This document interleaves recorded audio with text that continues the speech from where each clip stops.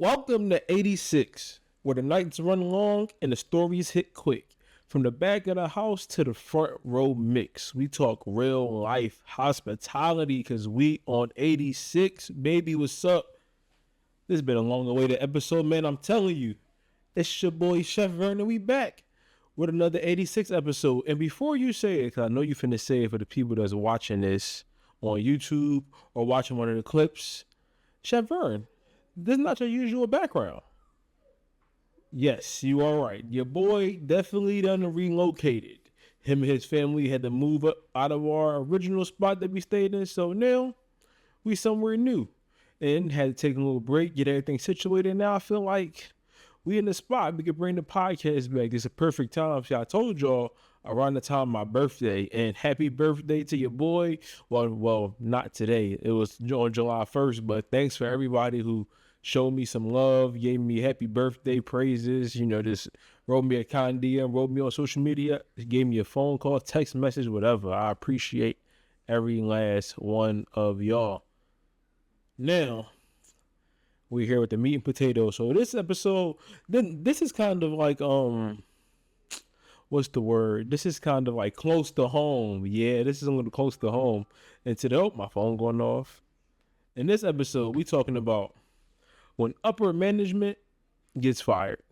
And we ain't talking about lead line cooks or maybe assistant managers, but like sous chefs, executive sous chefs, executive chefs, dining directors, assistant dining directors. When those people gets fired, when people who hold those roles get fired, nobody talks about the domino effect that definitely follows behind with that.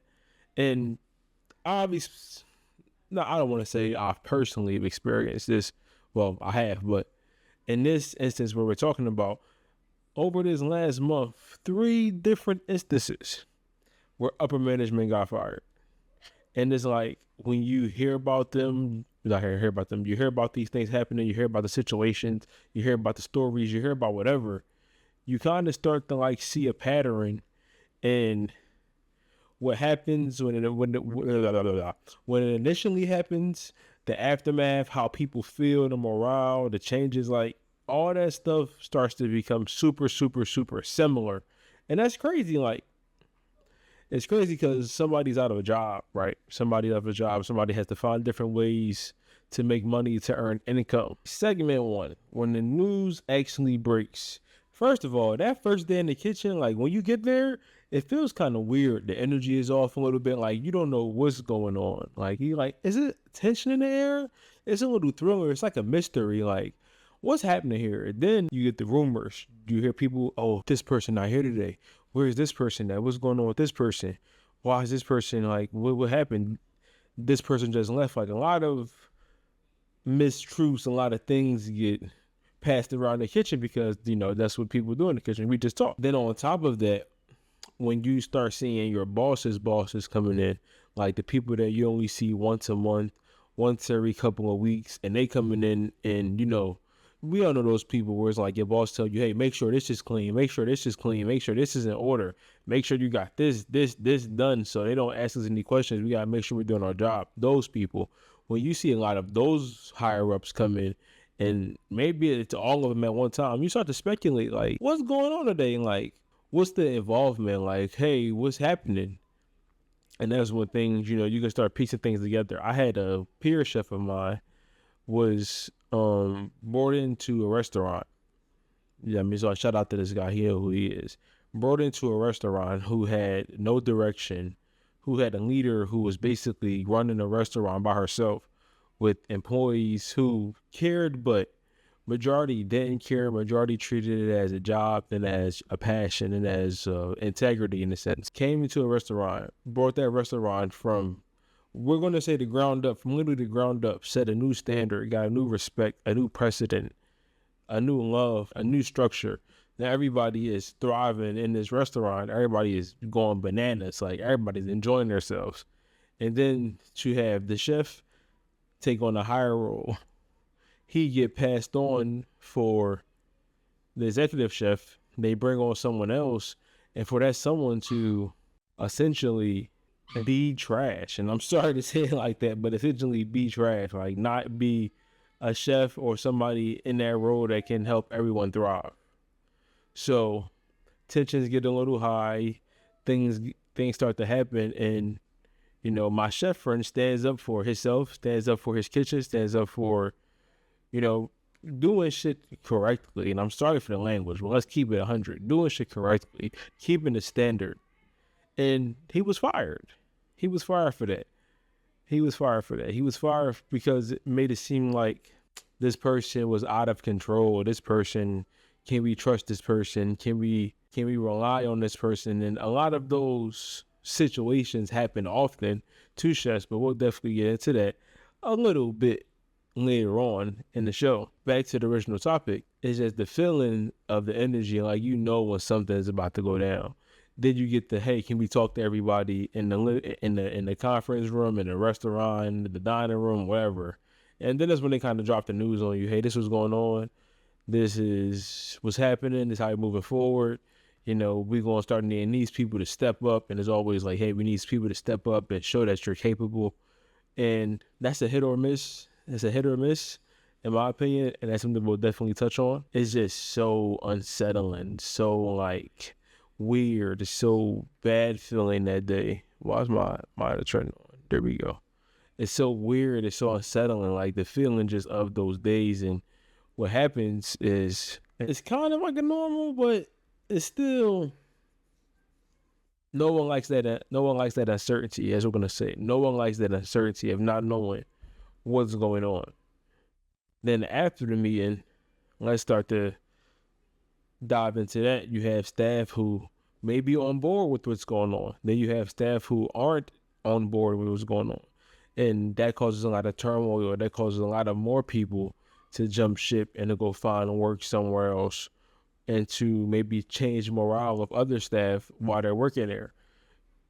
And upper management, a change like that definitely has a big effect on the people that that person was under. If we're being real, especially if that person was like a believer in that leader. Yeah, like, so certain people will want to jump ship and leave and feel like that, oh, this is a bad decision. They feel slighted. Like, why would they make this change? I don't like this change. I don't want to be a part of this change. I'd rather get off now and go, maybe follow that person and where their endeavors are, go work with them again, whatever the case may be. Like, these things are very common in the kitchen.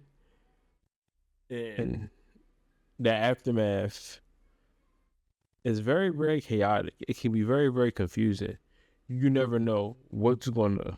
Now we're moving forward to segment number 2. We touched on this briefly, the domino effect. Now, after you found out that your boss is getting fired and they're moving forward and they're trying to fill the position, and they'll be around to help out, and new expectations, new standards. It can set a very uncomfortable feeling for the job, for the environment.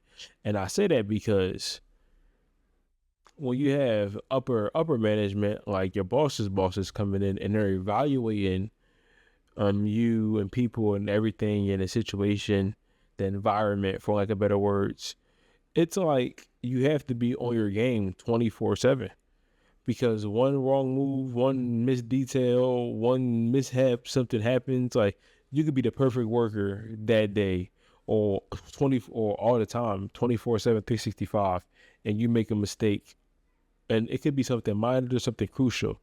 Now you're looked at like, okay, does this person need more training? Sometimes it can go far as, is this person the right fit for this job or for this role? Is there someone else that we may see fit that can, handle these kind of mistakes or can navigate these kind of mistakes better than this person? And that's where all those conversations, sorry, I'm scratching my face. That's where all those conversations start to happen. Then you have let's say sometimes you have intern managers or intern management that may come in and quote unquote help out and see where they can fit in. But that can also feel like an evaluation, because they're watching to see who's strong, who's weak, who's somebody that can be expendable, who's somebody that can be moved around, and where can they maybe fit one of their guys that they trust their work, trust their their reputation or whatever to come in and help out. Like, they're checking all of that stuff.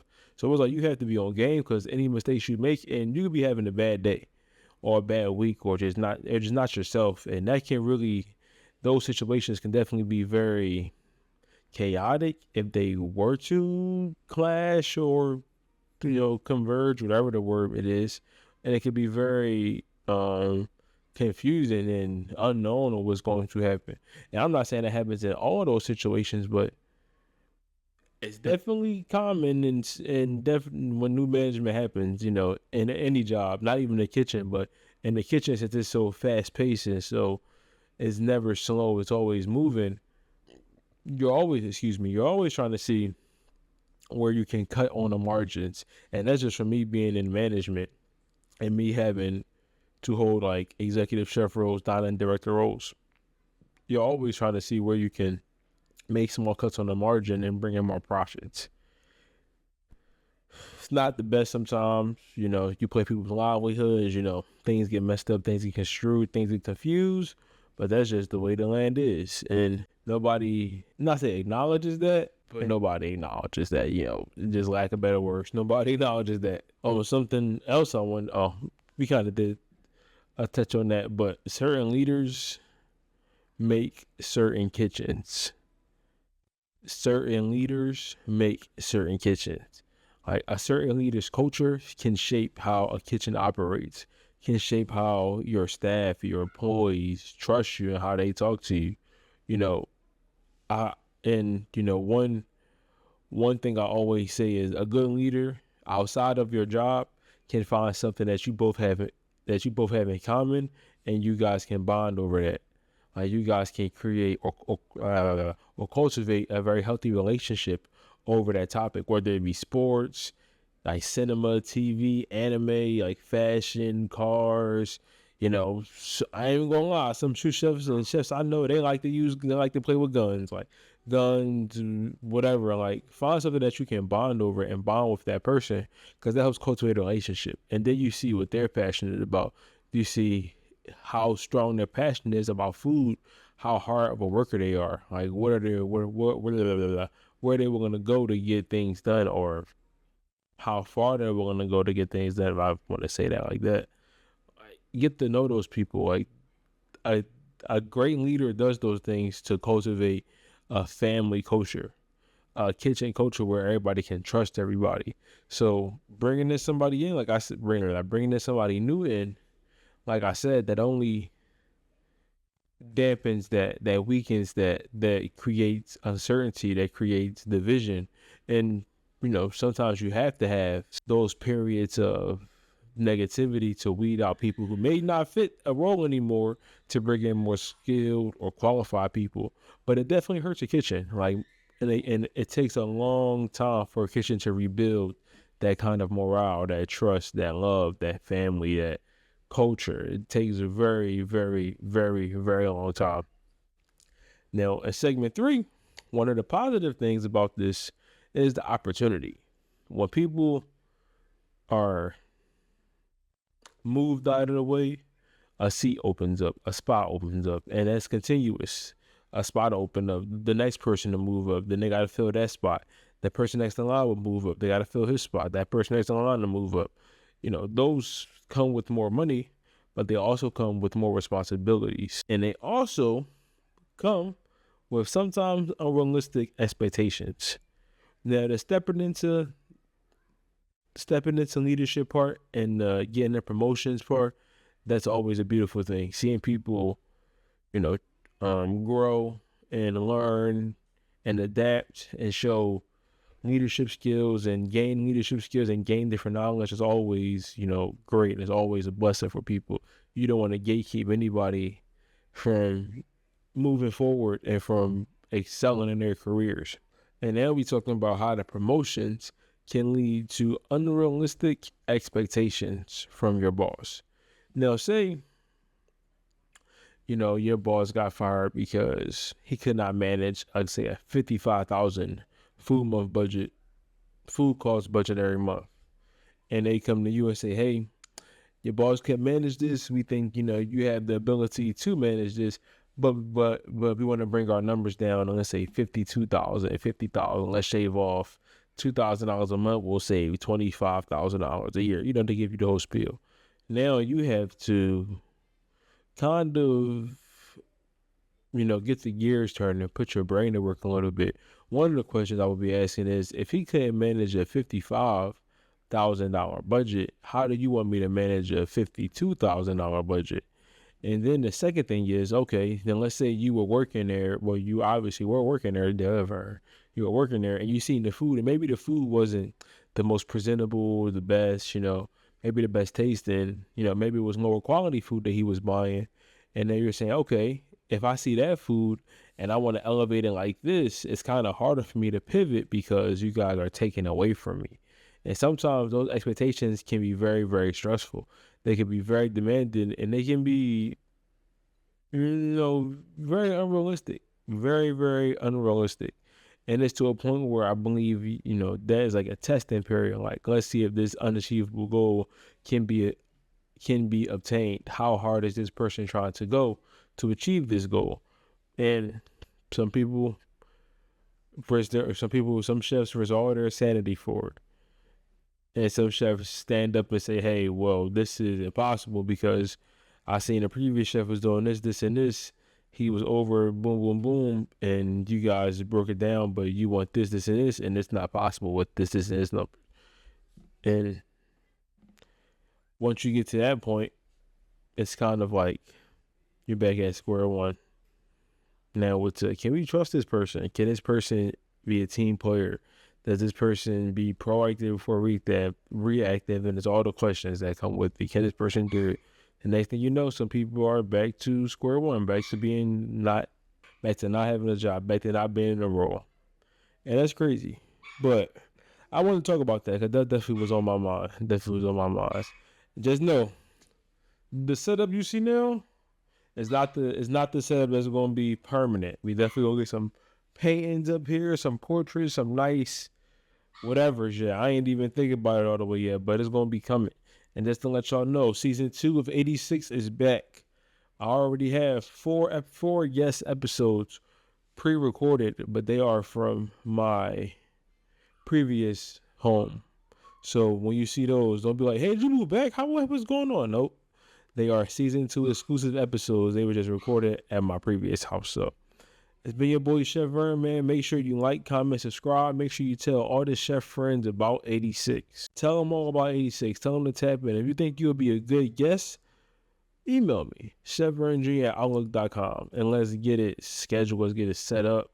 It's been another order, y'all. It's your boy Chef Vern, and we out, man. I love y'all. Peace.